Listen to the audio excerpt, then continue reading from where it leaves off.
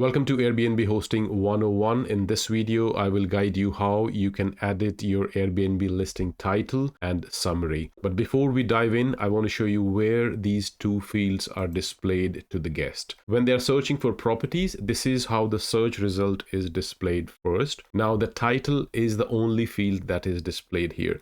For example, you can see this room in Waltham Forest. This is the title which has been written by the host. And when the guest clicks on the listing here, that opens up the listing page. And when they scroll down, this is where the description, which is also called the listing summary, is displayed. The title isn't displayed on the listing page. It is only displayed on the search result page. But the title which is displayed on this page is generated by Airbnb using their own smart algorithm and all that. So let's begin how you can edit these two fields. Try and do this from a computer because their phone app is not suited for things like this. And once you're logged into Airbnb, you will see switch to hosting on the top right. Click on that. That will take you to your hosting dashboard. And then click on listings option in the top menu, and that will open up your listing editor page. Now, as you scroll down on the left hand side, the second option you will see here is the title. Just click on that. On the right hand side, you will see your title option. This is where you can type in the title of your listing, which will be displayed to people in the search result. Another field I would like to highlight is the internal name.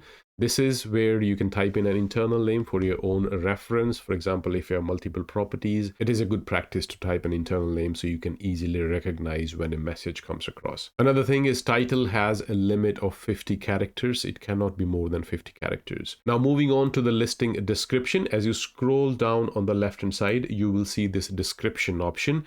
Click on that, and on the right hand side you will have 5 options to choose from. The first option is the listing description. This is the first field that gets displayed here on the landing page of your listing.